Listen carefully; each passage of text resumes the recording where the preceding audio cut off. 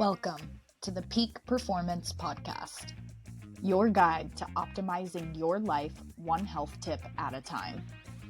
This podcast is designed to entertain and inform, not to provide medical or health advice. Always consult your doctor when it comes to your personal health or before you make any changes to your diet, exercise, or lifestyle. Ladies and gentlemen, welcome back to the Peak Performance Podcast. I'm Coach Kyle. And I'm Dr. K. Thank you for joining us today as we discuss mold in the house. Now, we've already spent a lot of time discussing mold and its symptoms and how it affects people, but now we're going to talk about its major location, which is your house, how it gets there. We're going to talk about how to prevent it, how to get rid of it if you do get it, and some other key facts about it. Very nice. Well, Dr. K, you are back officially from riding a horse across Africa. How was that? It was so much fun. I couldn't go, now having done that, I don't think I could ever go back into a Jeep safari. The horse part was just so much better. So you got with the animals. You were on an animal with the animals. Oh yeah, elephants were 100 feet away, just staring at us. Giraffes even closer. Crazy. That's awesome. Did you get super sore? Surprisingly, no, but we've been practicing, as you know, I've been practicing for the last year. Alexandra, my wife, has been practicing her whole life, so. Yeah, that's awesome. That's awesome. I saw some cool pictures. Yeah. And then you stopped in London on the way back. How was that? It was just a layover to make the 30-hour flight time less miserable. It's cool. Good city to visit. Yeah, London's nice, but I just kind of, and this might offend some of our UK listeners if we have any UK listeners, but I say London is like America, except it's rainier. I mean, you could say that about every major city. Well, that's fair. I mean, Seattle. Seattle's like the rest of America, except more rain. Well, you know what else they have besides rain? Mold. Mold. Lots of mold. Yeah, that's true. Seattle's a bad one. Seattle, London, Miami, all these. Florida, all of Florida. Florida is mold. Yes. Yeah. So the conditions for mold, essentially, I mean, you're really looking at high amounts of rain and humidity are the biggest factors for geographically avoiding mold. Does that track with you? Oh yeah, definitely. Mold's favorite thing is wet and hot. That's what allows it to grow. That's its ideal environment. So any place that has that, it's going to grow. And sure, outside is definitely a big thing for that. Like Florida's hot and sticky, but also your bathroom is hot and sticky. And so is under your kitchen sink and a bunch of other places. Yeah. What's interesting is geographically, mold, you said likes wet and hot.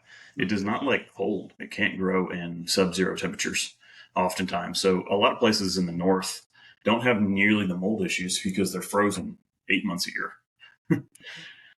So it's really this warm humidity areas that are the greatest offenders. But that's not to say, like you mentioned, that even if you live in the north and you have a leak in your house, you're not going to have an issue. Right. I mean, the only places that your house could leak and you'll have an issue are maybe like Arizona, where it's so dry that everything dries out. Yeah. That's true. North, yeah. Move to the desert. I just want to add to that freezing thing you talked about up north, which is now unfortunately getting less and less. Where I grew up in New Jersey, we used to get sub-zero temperatures and now it barely snows. But that freezing thing has affected a lot of things. It used to kill off a lot of ticks and mosquitoes and all that stuff. Now that stuff doesn't die anymore. So there's a lot of problems coming from that. Interesting. Now those areas are now more susceptible to mold because it doesn't get so cold. I didn't know that about the ticks and mosquitoes. It probably opens it up for more Lyme disease transmission and things like that. Probably, yeah. And what is malaria from mosquitoes? I don't think we have an issue with that here. I don't think that's a thing. Getting back to mold. So when we look at mold in your house, and we talked a lot about it biologically and biofilms and that stuff, so we're not going to go into that. We're going to really focus environmentally today. There's two main categories of where it manifests in your house or how, per se. And the first one is airborne, and the second one is kind of water damage spots. So water damage is the thing that everybody talks about all the time. Be careful if something leaks, then it could cause mold. The airborne one, though, is more insidious because a lot of people don't realize it's happening, and nothing has to break for it to happen. It can literally just happen over time because of the humidity. So Airborne, you want to dive into airborne or water damage first? I mean, with that prelude, let's get into airborne first. Let's do it. So let's start with the fact that mold is everywhere. It's outside, it's floating around. So how does it get in our house in the first place? It is in the air. There's some degree of mold everywhere in the air. And so what happens here is outside, this mold is in balance. It's in balance with other chemicals, the natural environment. The mold is finding the dead things, decomposing it. It's doing its job. What happens when we get inside is we often give mold a place to live. It becomes out of balance and starts to take over the balance. So in terms of airborne mold, especially in hot places, when you're running your air conditioning constantly, what this air conditioning is doing, how it conditions the air, is essentially it cools down parts of the air conditioner, which causes condensation. The condensation drips off and drains out through the house. But there's always that moisture inside your HVAC system. So it doesn't have to break, but there is moisture in your HVAC system. No. So how do we mitigate this, or how do we approach this? First, actually, let's take a step back. Humidity. So what do you think the perfect humidity is to live in, Dr. K? So you already told me the answer, but I'm going to say what most people think, which is probably 60 to 65%. Yeah. If you actually read on the internet, a lot of times it says it's anywhere from like 49 to 60%. It's the most comfortable for humans. And there is some benefit there in terms of like, if you're not drinking enough water, being in a more humid environment actually helps. But the issue here is that certain mold species can grow in the air and in the environment with a relative humidity of north of 50. So anything north of 50 is really what you want to try to mitigate. This can be done a lot of different ways. There's dehumidifiers you can buy on Amazon that are relatively inexpensive. The best way to do it is to hook up a dehumidifier to your HVAC system. So it will dehumidify the air before it gets into your air conditioner. So it's nice and dry air as it's pumping it into your air conditioning system. So that way that the condensation that forms is little to none, and you can still cool the air without having a lot of this moisture built up in your AC system. That's the best way to do it. Do you have any recommendations on how to find a reputable company to actually install that? Because I'm sure they're not all created equally. Almost every HVAC company can install it. You just want to get the right unit. So April Air makes one of the most popular, best units out there. It's probably, I think it's like $1,600. So it's not terribly expensive. And you should find an installer that puts it in for south of $500. And this is a whole house system. So this is, you plug it in and your whole house is dehumidified. So probably about $2,000 all in is what you can get it for. But the April Air, depending on your house size, they have like a 60, 70, 80, 90 pint system. That's how they measure it, how many pints per day the dehumidifier can pull out of the air. But the key to installing it, and if you're interested in this, this is what you really need to talk to the HVAC person is, you need to install it previous to your air handler. So you don't want to install it post your air handler, because then you're not pulling that humidity out of the air before it's going through the cooling system. So you want it to go before your air handler, so your air handler is getting the dry air. Makes sense. Yeah. Okay. So reducing your humidity is the best way to prevent airborne mold. What about water? Water damage? Water damage, water-based mold. So water damage is basically, you got a few key spots to look for. So your plumbing is your probably number one offender. When your sink isn't hooked up right, or someone puts something under the sink and hits the pipe and it jiggles the fitting and it starts to leak. So that's probably the number one place. Number two is probably the roof. So if your roof is old, it can develop leaks, and those leaks, as it goes through your shingles or whatever your roofing is, it's hitting your wood decking, which is an organic material. It's important to know that mold grows on organic materials only. It cannot grow and thrive on inorganic materials. So something like concrete, mold cannot grow on. Now, if your concrete's dirty, it can grow on the dirt on the concrete, but it can't grow on inorganic materials. So as it's dripping through the roof, it's hitting your decking, and then it's hitting your trusses, and then it's hitting your drywall. Drywall is probably the number one offender for roof leaks because of its nature. It soaks up water and it holds it. It just, when water hits it, it soaks it right up because of how dry it is, the material it's made out of. And drywall is encased, it's an inorganic material encased in two layers of paper, which is an organic material. So it can grow on both sides of it, even if the moisture is held inside the drywall. Interesting. So the moisture inside is just feeding the mold. Yep. So when it gets wet, the moisture soaks up into the inorganic material in the inside and then basically can feed it from both sides into the paper on the outside. That's crazy. Yeah. So they do make, like if you're building a new home, they do make mold resistant drywall where they make it out of inorganic material. The paper is essentially inorganic, which is helpful. But it's more helpful to prevent leaks in the first place. Well, I think the biggest issue with that, especially when you're building a house, is how do you keep the builder how do you get the builder to make sure everything stays dry while they're building it? That's tricky. For me, I like to time my builds, and I came from the construction company and industry, so when I build a house, I am very involved in it. So I like to plan and time the build so the framing and all the exposed wood is done in the dry season. That's the best bet. Your second thing is do the framing, get that thing framed, decked, and dried in.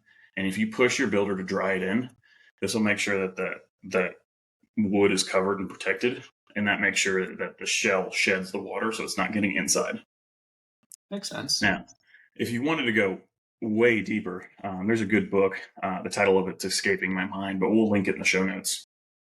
And this speaks about other materials to build your house with that you wouldn't have to worry about those problems because they're inorganic materials. So it goes deep, and there's different ways you could do it. You could do like sprayed concrete shells and things like that. It gets expensive. It gets complicated. It gets hard to source. So the best thing to do if you're a normal person is just try to have your builder time it with the dry season and then have them dry it in as fast as possible. Get that roof on. That makes a lot of sense. So back to roof leaks. Yeah. This is a matter of basic maintenance.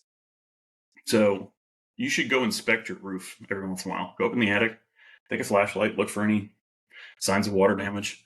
If your roof's getting old, call an inspector, tell them to inspect it, think about replacing it. Don't let it get to the point where it starts leaking. You know, if you've had the roof or the house for 20 years and the roof's never been replaced, it's still not leaking, it's probably time to replace it. Just get ahead of it, replace the roof, and then you won't have to worry about it.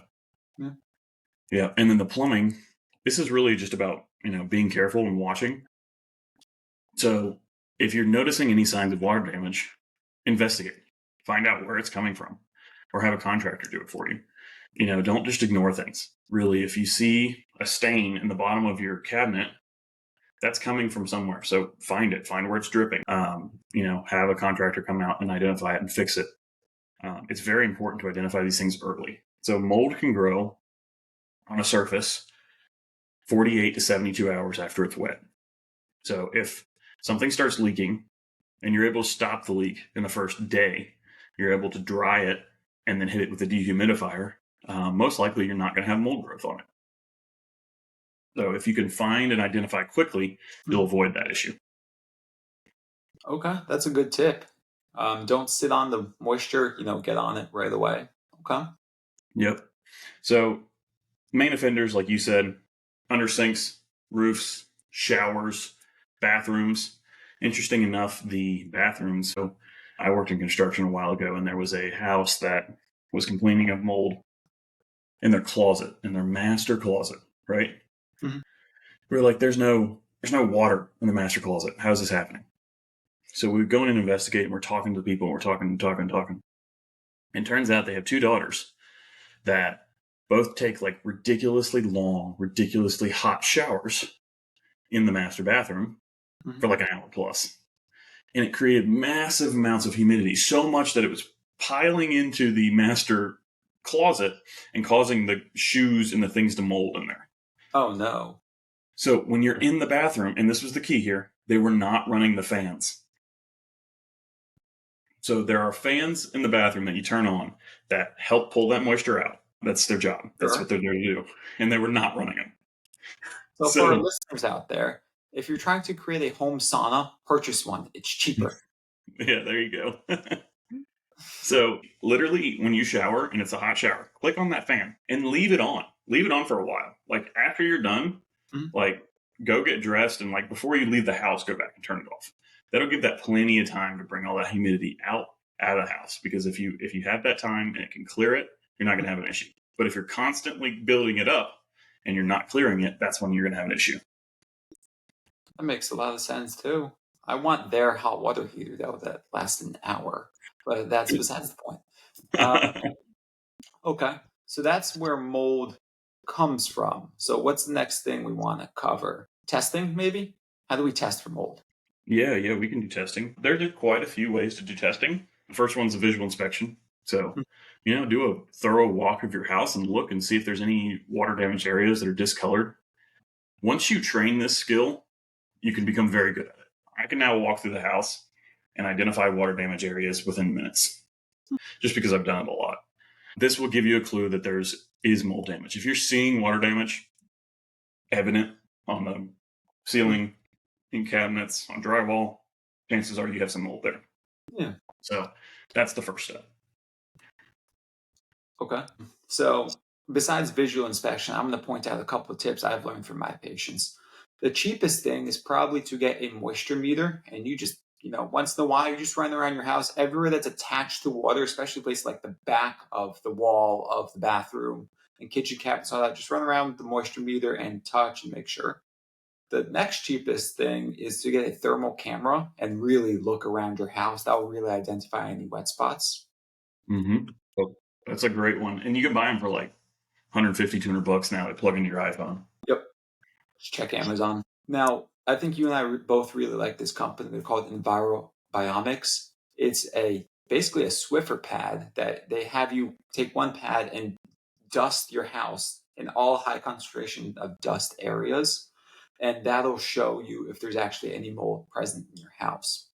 Now, one tip that I've learned, you don't want to do this in a recently cleaned house. You want to do it, don't clean for a week or so and then do this. Because if you do it in a recently cleaned house, it's not going to pick anything up. Yeah. That's probably the test I would recommend for most people. If they want an actual test to see species, to see kind of the burden, that is the one I would recommend. A lot of people go to air testing first. And you can order kits online for air testing. There's a lot of issues with air testing. Like the fact that mold isn't actually airborne? Yeah. A lot of times the mold spores or the mycotoxins, they're not in the air. They're not just floating around. So when you test an air, if you get a positive test on an air test, chances are you have a big problem. It's right. Bad at that point. And a lot of times what you're doing is you're sampling undisturbed air. You're walking through the house just on the ground and you're testing this air. Now, if you were to take your dust and swoop it around and then test it, you would probably get a positive reading. Further, the air testing cannot account for any of those areas that only get disturbed when fans are on or your cat walks, along the top of a bookshelf or anything like that. So if you're insisting on air testing, take a clean shop vac, and blast it around your house first to stir up all that dust. Yeah. Would recommend like a mask if you're going to do that. I would recommend you don't do that, but if you're really insistent, that's what you should do. Yeah. And there's a lot of, it's interesting because it's a terrible industry, right? There's a lot of people that are like kind of sketchy in mold testing because they want to scare you or whatever. And a lot of times they don't know what they're doing. So if they're not giving you a dust test after doing a thorough visual inspection, sometimes they'll do dust test, air test, and visual inspection, which is good. But if they're not giving you a dust test, then that's probably not the expert you want to use. So we bring up a good point is, I have a lot of patients with mold issues in their houses, and basically none of them like their mold inspectors or mold remediators. They all start out great. They all start out saying the right words, which they probably learned in their training. But then towards the end, it falls apart when it actually gets time to fix the problem. So how do you find a good mold remediator? Good luck. So this is probably one of the, contractors are hard to deal with in general. This is probably the hardest category of contractors to ever find a reputable one. Maybe solar panels is up there. Those are another one that's very difficult. But it's so difficult because so few people know what they're doing from a biological perspective. Mm-hmm. So when you get ServPro, when you get these mold remediation places, all they're doing is just, they've maximized the way to bill so they can hit your insurance company. And basically they want a lot of show, and they're not a lot of go in terms of, hey, we want to actually clear the house so it's healthy to live in. They just want to make sure that their on the surface job is done. So that's a big issue. When it comes to, actually, I'll bring this up. I like sharing this with people. The Bible actually has a good mold remediation protocol. So I think it was back in like Deuteronomy where there's all these rules about like how to interact and how to cleanse yourself and all that. So they have this section on if your house has mold. So their protocol is something to the effect of go in, deconstruct the house, clean all the rocks, reconstruct it. You can go away, come back in 7 days. If the mold is still there, you do it again. You deconstruct it, clean all the rocks, rebuild it, and wait another 7 days. If the mold is still there, you burn it to the ground and leave it forever.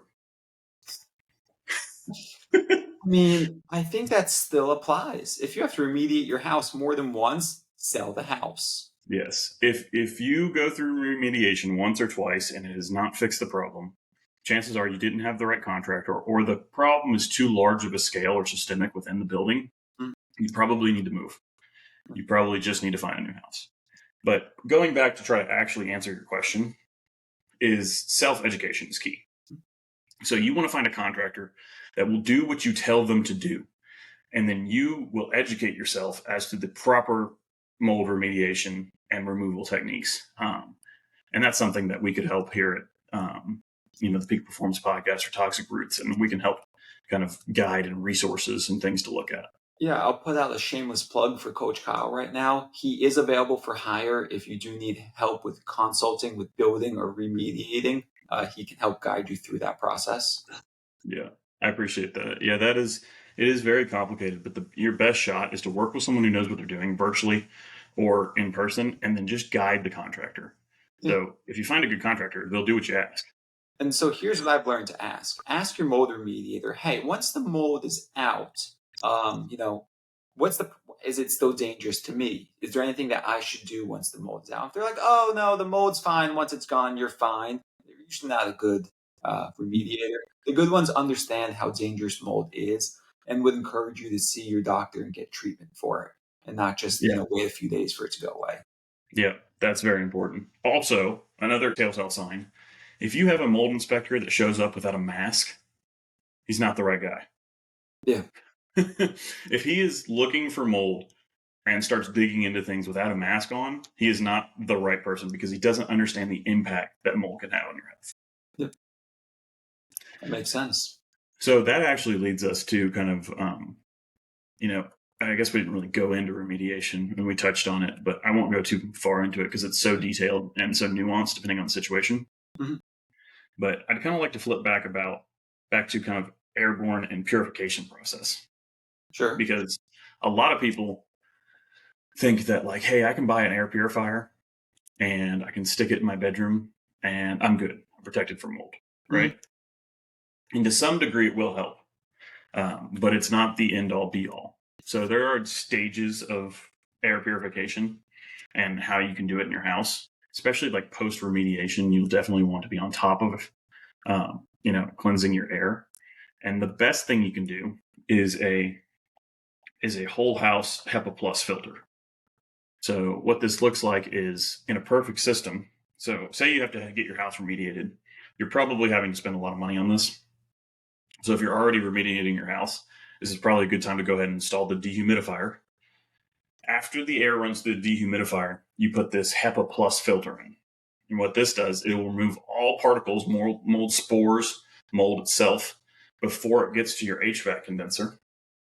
And then your HVAC condenser can do its job clean and pure. So that is probably the number one solution for air purification because it's going to purify from the whole house.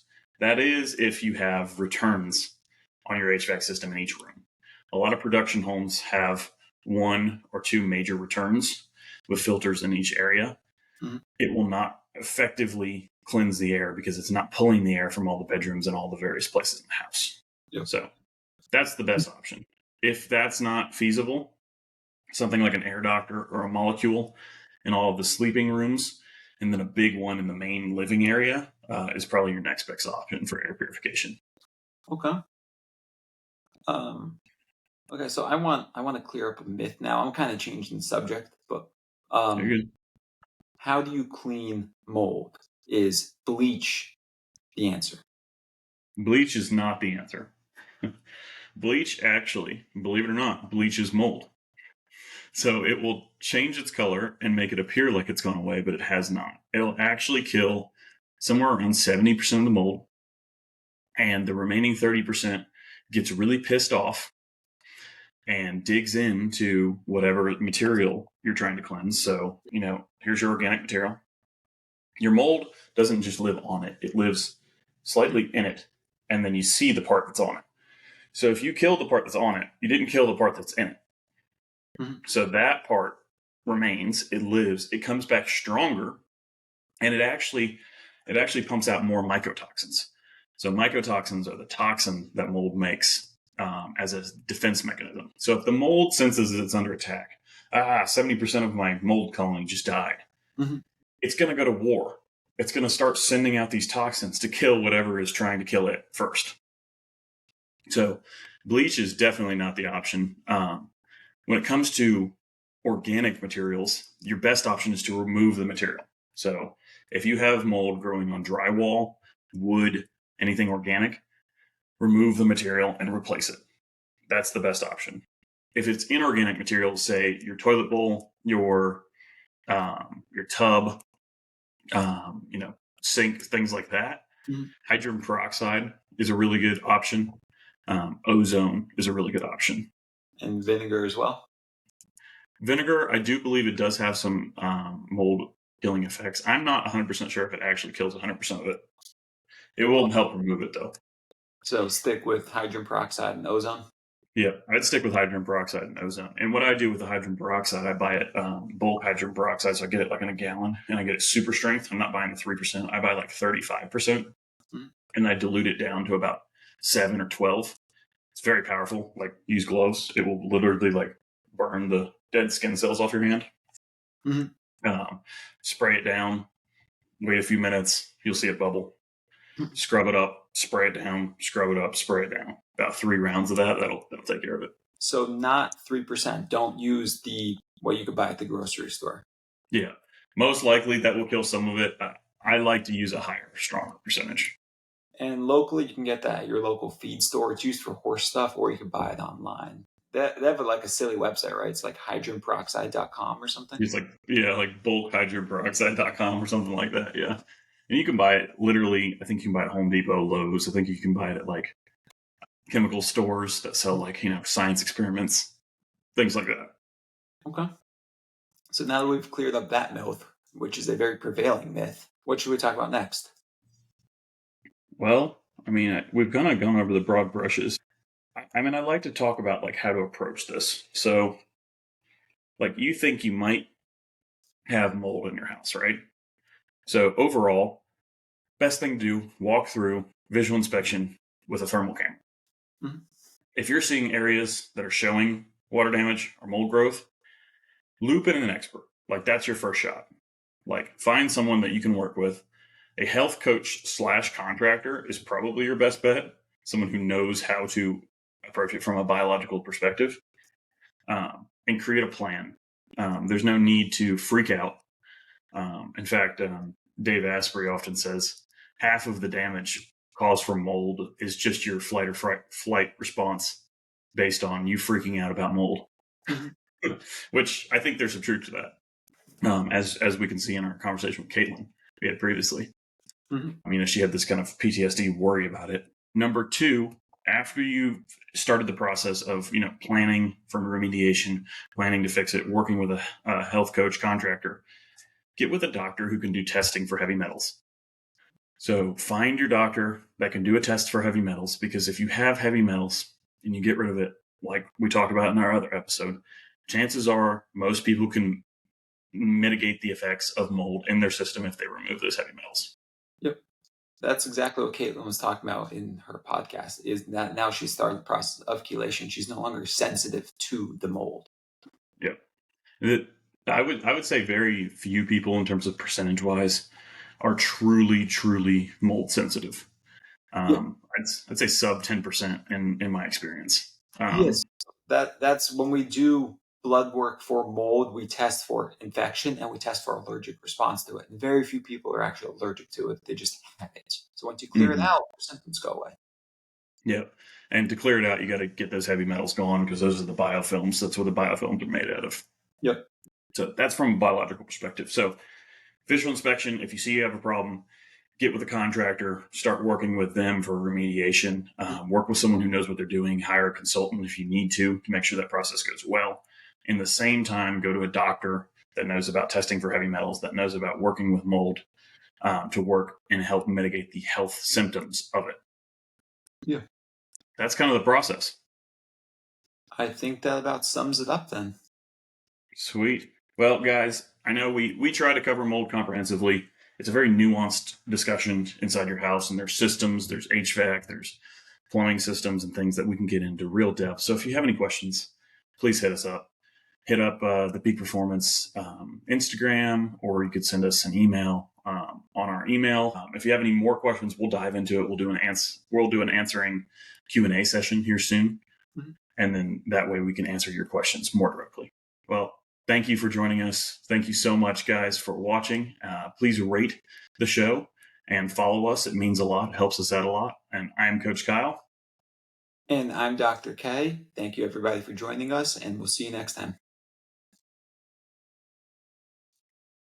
Thanks for tuning in to another episode of the Peak Performance Podcast, your #1 resource for today's top health hacks and facts. You can follow us on Instagram at the Peak Performance Pod or on X at Peak Perform Pod. You can also check out our website and weekly blogs at peakperformancepodcast.online. Again, thanks for watching, and don't forget to subscribe. We put out a new podcast every Thursday.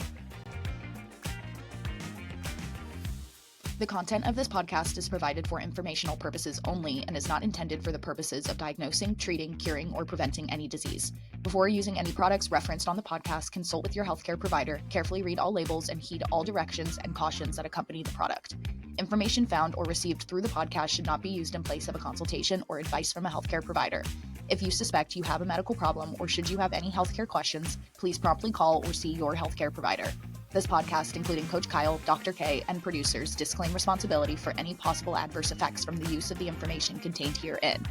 Opinions of guests are their own, and this podcast does not endorse or accept responsibility for statements made by guests. This podcast does not make any representations or warranties about guest qualifications or credibility. This podcast may contain paid endorsements and advertisements for products or services. Individuals on this podcast may have a direct or indirect financial interest in products or services referred to herein.